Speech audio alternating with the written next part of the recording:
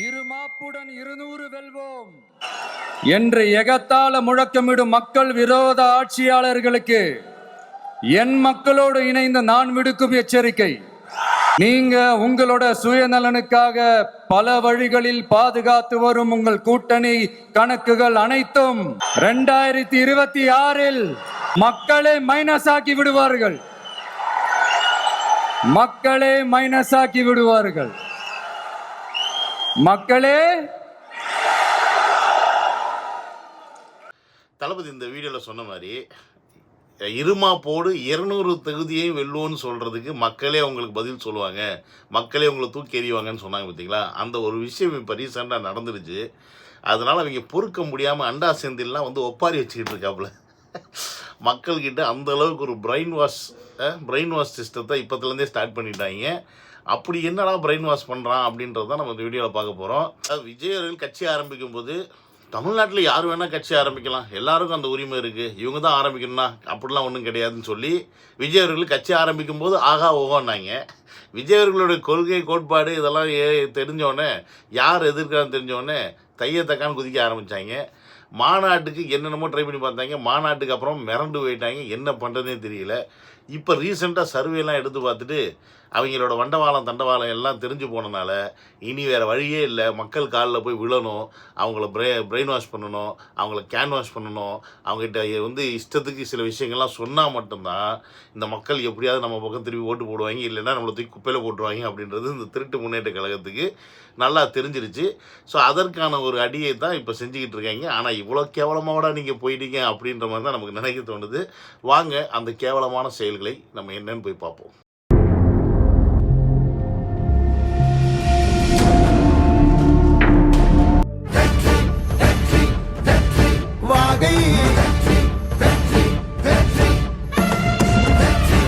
Welcome to Vijay talk and welcome to another video. என்னுடைய சேனலுக்கு யாராவது ஃபஸ்ட் டைம் வரீங்க அப்படின்னா சப்ஸ்கிரைப் பண்ணிவிட்டு பெல் பட்டனை ப்ரெஸ் பண்ணுங்கள், ஷேர் பண்ணுங்கள், உங்களுடைய கமெண்ட்ஸை மறக்காமல் பதிவு பண்ணிடுங்க. வாங்க நம்ம அண்டா செந்தில் அவர்கள் என்னெல்லாம் சொல்கிறார் அப்படின்றத நம்ம பார்ப்போம். ஃபஸ்ட்டு இந்த வீடியோ கிளிப்பை பார்த்துருவோம். மீண்டும் உறுதியாக சொல்கிறேன், சிறுபான்மை சமூக சகோதரர்களுக்கு சொல்கிறேன், குறிப்பாக கிறிஸ்தவர்களுக்கு சொல்கிறேன், 40% வாக்கு வாங்கினால்தான் ஒரு கட்சியால் ஆட்சியை பிடிக்க முடியும். தமிழ்நாட்டில் ஆட்சியை பிடிக்கணும்னா மினிமம் 35% மேல போகணும், 40% இருக்கணும். விஜய் அவர்களால் இந்த தேர்தலில் 40% ஓட்டு சாத்தியமே இல்லை. 8 வாங்கலாம், 7 வாங்கலாம், 10 வாங்கலாம், இதான் அவருடைய ஓட்டு. அப்ப அவர் உறுதி ஆட்சியை பிடிக்க போவதில்லை, அது யதார்த்தம், அதை புரிஞ்சுக்கங்க. அப்ப அதாவது நமக்கு விவரம் தெரிஞ்சதுலேருந்து, இல்லை விவரம் தெரிஞ்சது என்ன, ஸ்டார்டிங்லேருந்து இப்போ வரைக்கும் திமுக கூட்டணி இல்லாமல் இது வரைக்கும் ஒரு வாட்டி கூட ஜெயிச்சதே கிடையாது தமிழ்நாட்டில். இது எத்தனை பேருக்கு தெரியும் தெரியாதுன்னு நமக்கு தெரியல. ஆனால் அவங்க தான் மிகப்பெரிய வலிமையான கட்சி அப்படின்ற ஒரு இந்த கட்டமைப்பு வந்து எப்பயுமே கட்டிக்கிட்டே இருப்பாங்க. அதனால தான் அவங்க தொடர்ந்து அவங்க தலைமை வகிக்கிறதும் அவங்க கூட போய் சேர்ந்துக்கிறதும் அந்த விஷயம் நடந்துக்கிட்டே இருக்குது. அதற்கான கட்டமைப்பு அவங்க ரொம்ப ஸ்ட்ராங்காகவே அந்த காலத்துலேருந்து செஞ்சு வச்சுருக்காங்க. ஸோ அதில் முக்கியமான ஒரு விஷயம், தமிழ்நாட்டில் அவங்க பெரும்பாலும் ஓட்டுகள் எங்கேருந்து எடுக்கிறாங்கன்னு பார்த்தீங்கன்னா அந்த சிறுபான்மையினர் ஓட்டு, புரியுதுங்களா? அதாவது சிறுபான்மைன்னு சொல்லும்போது நம்ம அந்த சொல்கிறோம் தலித் கம்யூனிட்டிஸ் அந்த சைடில் இருக்கட்டும், லைக் விடுதலை சிறுத்தை கட்சி திருமாவளவன் அவர்கள், அதுக்கப்புறம் பார்த்தீங்கன்னா முஸ்லீம் அவர்கள், அப்புறம் கிறிஸ்டின் அவர்கள். ஸோ இந்த மாதிரி இவங்களுடைய ஓட்டு எல்லாமே யாருக்கு வந்து சேரணும் பார்த்தீங்கன்னா திராவிட முன்னேற்ற கழகத்துக்கு தான் பெரும்பான்மையாக வந்து சேரும். ஸோ அந்த ஒரு சாக்கை வச்சு தான் இவங்க இத்தனை வருஷமாக ஜெயிச்சுட்டு இருந்தாங்க.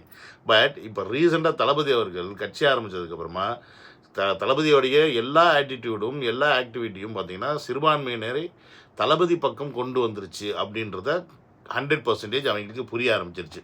இது எதுலேருந்து நம்ம சொன்னோம்னா, நமக்கு அம்பேத்கர் அப்படின்ற ஒரு விழா ஒன்று எடுத்தார் பார்த்தீங்களா தளபதி அவர்கள், அதிலிருந்து இது வந்து ஆரம்பித்தது. ஏன்னா அது வரைக்கும் அம்பேத்கரை வந்து ஒரு கம்யூனிட்டி தலைவராக மட்டும்தான் பார்த்துக்கிட்டு இருந்தோம். பட் அம்பேத்கரை அவர் இந்திய தலைவர், அப்படி மகாத்மா காந்தி, நேரு இவங்கெல்லாம் நம்ம எப்படி தலைவராக ஏற்றுக்கிறோமோ அந்த மாதிரி அவரும் ஒரு இந்திய தலைவராக நம்ம வந்து ஏற்றுக்கணும் அப்படின்றத வந்து புரிய வச்சவரே தளபதி அவர்கள் தான். ஏன்னா அது வரைக்கும் அவருடைய பிறந்தநாள் பார்த்திங்கன்னா ஏதோ ஒரு கம்யூனிட்டி சார்ந்து தான் வந்து நடத்துவாங்க.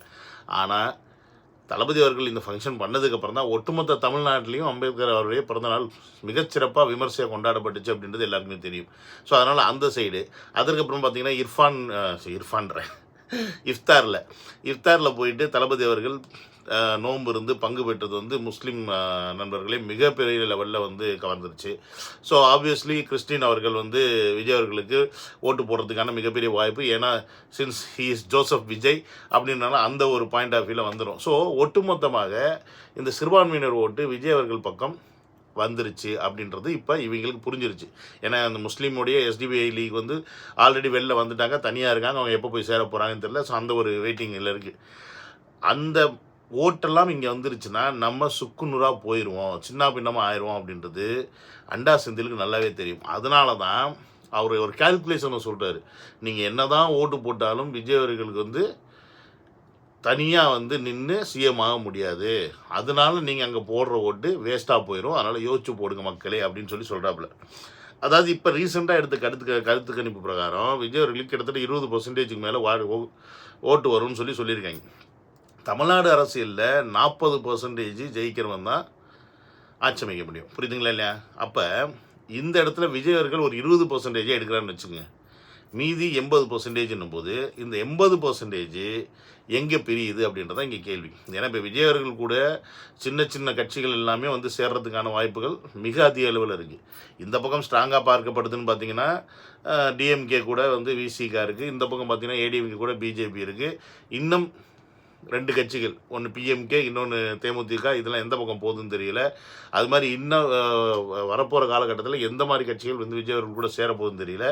ஸோ அப்படி இருக்கும்போது கிட்டத்தட்ட 20% வாக்கு இன்றைக்கி நீங்கள் எடுக்கும்போதே, அதாவது இன்றைக்கி ஸ்ட்ராட்டஜிஸ்ட் வச்சு அந்த கணக்கு எடுக்கும்போதே, சர்வே எடுக்கும்போதே இன்றைக்கி 20% இருக்குது தளபதி அவர்கள். அவருடைய முழு நேர அரசியல் பிரகாரம் அது 25 ஆகலாம், 30 ஆகலாம். உதாரணத்துக்கு 30% வாக்கு தளபதி அவர்கள் கையில் இருக்குன்னு வச்சுக்கோங்க. இப்போ எவன் ஆட்சி அமைக்க முடியும் நீங்கள் சொல்லுங்கள்? நம்ம ஓட்டு போட்டு விஜய் அவர்களை 30% ஆக்கிட்டோம்னா எவனாலையும் ஆட்சி அமைக்க முடியாது தளபதியோட சப்போர்ட் இல்லாமல். இதை நீங்கள் முதல்ல புரிஞ்சுக்கணும். இவங்க இதை தான் செய்ய விடாமல் பிரெயின் வாஷ் பண்ணுறாங்க. ஸோ தளபதியோட சப்போர்ட் இல்லாமல் எவனுமே ஆட்சி அமைக்க முடியாது. இவங்க சொல்கிற மாதிரி மேபி ஃபஸ்ட்டு எலெக்ஷனில் தளபதி அவர்கள் சிஎம் ஆக முடியலனா கூட, ஆனால் இன்னொருத்தர் சிஎம் ஆகணும்னா அதுக்கு தளபதி அவர்களுடைய சப்போர்ட் ரொம்ப முக்கியம் அப்படின்றத நீங்கள் புரிஞ்சுக்கணும். அதனால் இந்த அண்டாவாயம் சொல்கிற மாதிரி நீங்கள் ஓட்டு போடுற மைண்ட் செட்டில் இருந்தீங்கன்னா தயவு செஞ்சு ஓட்டு போடுங்க. இவங்க சொல்கிறாங்கன்னு சொல்லிட்டு ஓட்டு போடாமல் இருந்துடாதீங்க. அது இவங்களுக்கு போய் சேர்ந்துரும். இந்த திருட்டு கும்பல்கிட்ட திரும்பி மாட்டிப்பீங்க. இப்ப யதார்த்தவாதி என்று இருக்கிற பொழுது ஆர்வத்துல ஒரு கிறிஸ்தவர் அப்படின்னு நினைச்சு அல்லது ஒரு மாற்று அப்படின்னு நினைச்சு நான் ஒரு வாட்டி அவருக்கு ஓட்டு போடுறேன், நீங்க போடுற ஓட்டு அவருக்கு செலுத்தும் ஓட்டு அல்ல, அது பாஜகவுக்கும் அதிமுகவுக்கும் செலுத்தும் ஓட்டு. நான் ரொம்ப கவனமா சொல்றேன். அவர் அதிமுக அவர் பாஜக குற்றச்சாட்டு கூட நான் சொல்லல. நீங்க அவருக்கு போடுகின்ற ஓட்டின் மூலமாக திமுக ஒரு தொகுதியில் 3000-4000 ஓட்டு குறைஞ்சு ஒருவேளை திமுக ஒரு 10 தொகுதியை இழக்கக்கூடிய ஒரு அபாயம் ஏற்பட்டால், அதிமுக பாஜக கூட்டணி தமிழ்நாட்டில் ஆட்சி அமைக்கும் நிலை ஏற்பட்டால், தமிழ்நாட்டில் பாஜக கூட்டணி அமைச்சரவையோடு அதிமுக ஆட்சி அமைக்கும் நிலை ஏற்பட்டால், அதன் பிறகு தமிழ்நாட்டை எந்த கடவுளாலும் காப்பாற்ற முடியாது. ஏன்னா பாஜக அவ்வளவு கொடூரமாக தன்னுடைய கரங்களை விரித்துவிடும். இப்போ கேட்டிங்கல்ல, நான் சொன்ன மேட்ரு வந்துட்டான் பாருங்க. அதாவது யார் எலெக்ஷனுக்குள்ளே வந்தாலும் இவங்களோட ஒரே ஸ்ட்ராட்டஜி என்னென்னா, இவங்களுக்கு நீங்கள் ஓட்டு போட்டிங்கன்னா பிஜேபி உள்ளே வந்துடும், இவங்களுக்கு ஓட்டு போட்டிங்கன்னா, அதாவது எப்படின்னா நீங்கள் இவங்களுக்கு ஓட்டு போடுறதுனால எங்களோட ஓட்டெல்லாம் குறைஞ்சு போயிடும், அதனால பிஜேபி உள்ளே வந்துடும். இப்படி தான் இப்போ சீமான் வரும்போதும் சொன்னாங்க. இப்போ சீமான் அவர்களுடைய ஒரு கணிசமான வாக்கு அப்படின்றது வந்து பெருமளவான பாதிப்பை வந்து தமிழகத்தை ஏற்படுத்துச்சான்னு கேட்டிங்கன்னா அந்தளவுக்கு கிடையாது. பட் இந்த வாட்டி தளபதி அவர்களுடைய வருகை பெருமளவில் பாதிப்பை ஏற்படுத்தும் அப்படின்றது இவங்களுக்கு கண்கூடவே தெரியுது. புரியுதுங்களா? ஏன்னா இப்போ ஏடிஎம்கே வந்து ஸ்ட்ராங்காக இல்லாத ஒரு காரணத்தினால தான் போன வாட்டி டிஎம்கேக்கு எல்லாரும் ஓட்டு போட்டாங்க. ஜெயலலிதா அம்மா இல்லை, இறந்துட்டாங்க. ஸோ கலைஞரும் இல்லை. அப்போ இபிஎஸ் அவர்கள் ஆல்ரெடி ஒரு சான்ஸ் கிடச்சி சிஎம்மாக இருந்தப்போ அவருடைய யாருடைய கண்ட்ரோலில் இருந்தார் அப்படின்றது மக்கள் வந்து பார்த்தாங்க. சரி, எல்லாமே வந்து பிஜேபியோட கண்ட்ரோலில் தான் இருக்குது அப்படின்றதுனால இந்த திமுகவை, இந்த திருட்டு முன்னேற்ற கழகத்தை ஓட்டு போட்டு மக்கள் தேர்ந்தெடுத்து உட்கார வச்சாங்க. பட் இந்த வாட்டி மக்களுக்கு ஒரு சாய்ஸ் அப்படின்ற ஒரு ஆப்ஷன் அப்படின்ற ஒன்று இருக்குது. அதுதான் தளபதி விஜய் அவர்கள்.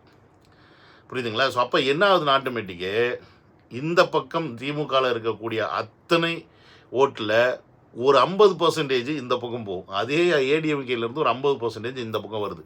இப்போ இவங்க 2 பேர்கிட்டையும் 50% இங்கே வந்துருச்சு அப்படின்னா அப்போ இவங்களுடைய ஓட்டு நிலவரம் என்ன அப்படின்றத நீங்கள் கணக்கு பண்ணிக்கணும். இவங்க என்ன தான் கூட்டணி வச்சுருந்தாலும் கூட்டணி கட்சியில் இருக்கும் ரொம்ப மிக நெருக்கமானவர்கள் ஓட்டு போடுவாங்க. வெகுஜனமாக இருக்கிற மக்கள், பாமர மக்கள், இந்த ஆட்சியை வெறுக்கும் மக்கள், இவங்களாம் யாருக்கு ஓட்டு போடுவாங்க? அவங்க போய் ஏடிஎம்கே போடுவாங்களா? போட மாட்டாங்க. ஏன்னா அவங்களும் கூட்டு கல்வாணித்தனம் பண்ணியிருக்காங்கன்றது புரிஞ்சுக்கிட்டாங்க. 2த்துக்கும் மாற்றாக ஒரு ஆள் வேணும் அப்படின்றது தான் மக்கள் எதிர்பார்த்துட்டு இருக்காங்க. ஸோ அப்படி ஒரு மாற்றாக இன்றைக்கி ஸ்ட்ராங்காக இருக்கக்கூடிய நபர் யாருன்னு பார்த்தா அது விஜய் அவர்கள். ஸோ இவங்களுக்கு நல்லாவே தெரியும் விஜய் அவர்கள்கிட்ட நான் இப்போ சொன்ன மாதிரி விஜய் அவர்கள் ஓட்டு போட்டால் அவர் ஒரு 25-30% மேலே ஓட்டு வாங்கிட்டார்னா இன்கேஸ் அவர் சிஎம் ஆக முடியலைனாலும் இன்னொருத்தர் சிஎம் ஆகணும் அப்படின்னா தளபதியோட சப்போர்ட் இல்லாமல் சிஎம் ஆக முடியாது ஒன்று. புரியுதுங்களா? அப்போ ஆட்டோமேட்டிக்காக என்ன ஆகுதுன்னா தொங்கு சட்டமன்றம் ஆயிரும். வேறு வழி இல்லாமல் கண்ட்ரோலோடு தான் இவங்க வந்து ஆட்சி பண்ண முடியும். அப்போ எந்த ஒரு விஷயமா இருந்தாலும் அவங்க தாண்டோடித்தனமாக டிசிஷன் பண்ணி தமிழ்நாட்டுக்குள்ளே எந்த விஷயத்தையும் செய்ய முடியாது அப்படின்றத நீங்கள் புரிஞ்சுக்கணும். ஸோ அதனால் இவன் சொல்கிறான் நம்ம ஓட்டு போட்டோம்னா ஒருவேளை இவன் சொல்கிற மாதிரி போயிருமோ. ஏன்னா அண்டா செந்தில் சொல்கிறது நீங்கள் யாரும் கேட்க மாட்டீங்கன்னு நமக்கு தெரியும். ஆனால் அதை கேட்குற சில தற்கொலைகளும் இருக்காங்கன்றதுக்காக தான் இந்த வீடியோ. ஏன்னா அவங்க லூசுத்தனமாக வந்து சில பேர் திமுக அடிமையாக இருப்பாங்க. நம்ம அவங்கள விட்டுருவோம். ஏன்னா அவங்க கொத்தடி மீசு, அவங்களுக்கு என்ன தான் பண்ணாலும் அங்கே தான் போய் போட்டு போடுவாங்க. அவங்க இல்லாமல் இந்த பாமர மக்கள் வந்து இந்த மாதிரி விஷயத்தை நம்பி நீங்கள் ஏமாந்து போகிறீங்க. இவங்களுக்கு ஓட்டு போட்டால் பிஜேபி வந்துருப்பா, இவங்களுக்கு ஓட்டு இந்த வாட்டி நீங்கள் விஜய் அவர்களுக்கு ஓட்டு போட்டிங்கன்னா பிஜேபி இல்லை, டிஎம்கே இல்லை, ஏடிஎம்கே இல்லை, இவர் டிசிஷன் பண்ணாம எவனுமே வர முடியாது. அது மட்டும் நல்லா மைண்ட்ல வச்சுக்கோங்க. பாஜக நீங்க ஒரே ஒரு வாட்டி ஓட்டு போடுங்க உட்கார்ந்தாரு மோடி 2014 அகற்ற முடியுதா? முடியாது. தமிழ்நாட்டில் கால் வைத்து விட்டால் அவர்களை அப்புறப்படுத்த முடியாது. எனவே ஆர்வ கோளாறுல என் ஒரு ஓட்டு தானே விஜய்க்கு போறேன் நீங்க போட்டீங்கன்னா நான் விஜய் நல்லவராக கூட இருக்கட்டும், ஒன்றும் பிரச்சனை இல்லை. ஆனால் இந்த தேர்தலில் அவரால் வெற்றி பெற்று ஆட்சி அமைக்கவே முடியாது என்ற யதார்த்தத்தை புரிந்து கொண்டு யதார்த்த நிலையிலிருந்து வாக்குகளை செலுத்தினால் நீங்கள் புத்திசாலி. இல்லைன்னா எலெக்ஷன் அந்த பொத்தான அமுக்கிற நேரம் குஜராத்தையும் மணிப்பூரையும் உத்தரப்பிரதேசத்தையும் பீகாரையும் ஸ்டேன் சாமியாரின் நிலைமையையும் உயிரோட வச்சு எடுத்து கொண்டாங்க. ஜீப்ல ஒரு பாதிரியாருங்க தொண்டு செய்ய வந்தார், உயிரோட வச்சு எடுத்து கொண்டாங்க. அதெல்லாம் மைண்ட்ல வச்சுக்கிட்டு நீங்க உங்கள் வாக்குகளை செலுத்துவது உங்களுக்கு நல்லது, தமிழ்நாட்டுக்கு நல்லது, இந்தியாவுக்கு நல்லது, நம்ம எல்லாருக்கும் நல்லது. திரும்ப அந்த ஒரே வார்த்தை தான் இந்த அண்டா செந்தில் வந்து ஸ்ட்ரெஸ் பண்ணி சொல்லிட்டு இருக்கான். ஆட்சி அமைக்கவே முடியாது, விஜய் அவர்கள் ஆட்சி அமைக்கவே முடியாது அப்படின்னா மக்களாகி நீங்க முடிவு நினைச்சீங்க அப்படின்னா, மனசு வச்சீங்க அப்படின்னா ஆட்சி அமைக்க முடியும் அப்படின்றத நீங்கள் தான் காமிக்க முடியும். ஏன்னா இவங்க அந்த நம்பிக்கையில் தான் இருக்காங்க. ஏன்னா இவங்களுக்குன்னு ஒரு கட்சி, இவங்களுக்குன்னு ஒரு கூட்டம், அந்த கூட்டம் தான் ஓட்டு போட போகுது. அதுக்கப்புறமா இருக்கிற மீதி இருக்கிற மக்கள் ஓட்டு போடுறது தான் வந்து விஜய்க்கு போய் சேரும். மீதி நமக்காக இருக்க ஓட்டு வந்து நமக்கு தான் இருக்க போகுது, அதில் வந்து பெரிய மாற்றம் வந்துட போகிறது இல்லை அப்படின்ற ஒரு நம்பிக்கை இருக்கனால தான் இவங்க விஜய் அவர்கள் வந்துடவே கூடாது அப்படின்ற ஒரு எண்ணத்துலையும் அவர் வரவே மாட்டார், நீங்கள் ஓட்டே போட்டாலும் அவர் வரமாட்டார் அப்படின்ற ஒரு கேவலமான ஒரு ஸ்ட்ராட்டஜியை மக்கள் மைண்டில் புகுத்துற ஈனத்தனமான வேலையை செய்கிறது தான் இந்த அண்டா செந்தில் போன்றவர்களுடைய வேலை. அதை விட முக்கியமான விஷயம், இவங்க என்ன சொன்னாங்கன்னா பிஜேபியர்கள் வந்துருச்சு அப்படின்னா பார்த்தீங்களா ஒரு வாட்டி ஓட்டு போட்டதுக்கு 3 கண்டினியூஸாக 3வது டைமும் பிஜேபி தான் ஆண்டுக்கிட்டு இருக்கு அப்படின்னு. எவன்டா போட்டான் தமிழ்நாட்டிலேருந்து தூக்கியாக கொடுத்தாங்க, நார்த் இந்தியாவில் போட்டாங்க, நார்த் இந்தியாவில் போட்டு எடுத்து வச்சுக்கிட்டாங்க, உட்காந்துக்கிட்டு இருக்காங்க. அதனால தான் அவங்க யூபியும் பீகார் இதை வச்சுக்கிட்டு ஓட்டிக்கிட்டு இருக்காங்க. சவுத்தில் யார் பிஜேபி தூக்கி வச்சு கொண்டாடிட்டு இருக்கா? பிஜேபி தூக்கி வச்சு கொண்டாடிக்கிட்டு இருக்கக்கூடிய அதர் ஸ்டேட் பீப்புளை வேணால் நீங்கள் அதர் ஸ்டேட்டை வந்து நீங்கள் கொண்டாடுவீங்களே ஒழிய தமிழ்நாட்டில் யாரும் பிஜேபி கொண்டாட மாட்டான் அப்படின்றது தமிழ்நாட்டுக்கே தெரியும், தமிழ்நாடு எல்லாருக்கும் தெரியும். இபிஎஸ் அவர்களே வேறு வழி இல்லாமல் போய் அங்கே சேர்ந்துக்கிட்டு இருக்காரு. அது கடைசி நேரத்தில் என்ன வேணால் ஆகலாம். ஏன்னா கடைசி நேரத்தில் அது என்ன வேணால் மாறலாம், எப்படி வேணால் மாறலாம், யாருக்கு தெரியும். ஸோ அதனால் மக்களாகி நீங்கள் இன்னும் நமக்கு டைம் இருக்குது. அதனால் இவங்க இன்னும் கதை கட்டுவாங்க, நிறையா கதை கட்டுவாங்க. நமக்கு கதையை கேட்டு அந்த கதைக்கு விளக்கம் கொடுப்போம். ஸோ அதனால் வந்து இனி வரப்போகிற காலங்களில் நீங்கள் பாருங்கள். இப்போ இது வரைக்கும் விஜயை எதிர்த்துக்கிட்டு இருந்தவங்க விஜயை குறை சொல்கிறது இல்லை, விஜயெலாம் குறை சொல்லலைங்க, நாங்கள் அதை பற்றிலாம் பேசலை. ஆனால் நீங்கள் ஓட்டு போட்டு ஐயோ இவங்களுடைய அல்லு கலருது. இவங்களுக்கு உள்ளுக்குள்ளே அப்படியே வளருது எல்லாம். என்னன்னா நம்ம பண்ணுறது, இப்படி ஒரு இத்தனை வருஷம் ஆட்சியை நம்ம எப்படா தக்க வச்சுக்கிறது? நம்ம கட்சி ஒன்ஸ் விட்டுட்டோம் அப்படின்னா, ஒரு வாட்டி விஜய்கள் ஆட்சி போயிடுச்சு அப்படின்னா இனி நம்ம திமுகன்ற ஒரு கட்சியே வீணாக போயிடும். இனி வர முடியாது, ஏடிஎம்கேன்னு போச்சு, இனி தமிழக வெற்றிக்கிழமை மட்டும்தான் இருக்கும் அப்படின்ற ஒரு மனநிலைமை அவங்க வந்துருச்சு. ஸோ அந்த மனநிலைமை நம்ம அப்படியே ஹைப்பாக கொண்டு போய் இவங்கெல்லாம் பைத்தியமாக சுத்த விடணும் அப்படின்னா நம்ம செய்ய வேண்டிய ஒரே வேலை என்ன அப்படின்னா தளபதிக்கு ஓட்டு போடுறது. ஸோ இவன் போடாதேன்னு சொல்கிறான், நான் போடுன்னு சொல்கிறேன். புரியுதுங்களா? இது வரைக்கும் நீங்கள் யாருக்குன்னா போடுங்கன்னு நான் சொன்னேன், அது வேறு. ஆனால் இவன் நீங்கள் தமிழக வெற்றிகளுக்கு போட்டிங்கன்னா விஜயவர்கள் வந்து ஜெயிக்க மாட்டார், அது வேஸ்ட்டாக போயிருன்னு இவன் சொல்கிறான் அப்படின்னா அது வேஸ்ட்டாலாம் போகாது. நீங்கள் போடக்கூடிய ஒவ்வொரு ஓட்டும் ஒர்த்து அப்படின்றத தயவு செஞ்சு மறந்துடாதீங்க. இந்த நோட்டால் போடுறவங்கலேருந்து, புரியுதுங்களா, எனக்கு யாரையும் பிடிக்கல நான் நோட்டால் கொண்டு போய் ஓட்டு போடுறேன் அப்படின்றதுலாம் வந்து வேஸ்ட் ஓட்டு. நோட்டால் போடுறவன் அதுக்கு நீங்கள் தமிழக வெற்றி கழகத்தில் போடுங்க. புரியுதுங்களா? யாரையுமே எனக்கு ஓட்டு போட பிடிக்கலன்னு சொல்லிட்டு வீட்டில் உட்காந்துருக்கோங்களா, இந்த வாட்டிக்கு வந்து கண்டிப்பாக வீட்டில் வந்து உட்காராமல் வந்து ஓட்டு போடுங்க. ஸோ இதெல்லாம் நீங்கள் பண்ணீங்க அப்படின்னா ஆட்டோமேட்டிக்காக தளபதி அவர்கள் இவங்க சொல்கிற மாதிரி ஜெயிக்கவே முடியாதுன்னு சொல்கிறாங்க பாருங்க, இவங்க லைஃப்பில் அதுக்கப்புறம் ஜெயிக்கவே முடியாது அப்படின்ற ஒரு நிலைமையை நம்ம கொண்டு வந்துடலாம். ஸோ தளபதி சிஎம் ஆகிடலாம். அதுக்கப்புறம் என்னென்ன நடக்கணுமோ தமிழ்நாட்டில் அதெல்லாம் ஆட்டோமேட்டிக்காக நடக்கும். நம்ம வாழ்க்கையை பார்த்துட்டு போக வேண்டியதான். ஓகே கைஸ், ஸோ இது புரிஞ்சிருக்குன்னு நினைக்கிறேன். புரியல அப்படின்னா இன்னொரு வாட்டி வீடியோ பாருங்கள், புரியும். அதே மாதிரி நிறைய பேருக்கு ஷேர் பண்ணி விடுங்க, அவங்களும் வந்து பார்த்து புரிஞ்சுக்கிட்டோம். ஸோ உங்களை அடுத்த வீடியோ வந்து மீட் பண்ணுறேன். Until then signing off. Take care. By.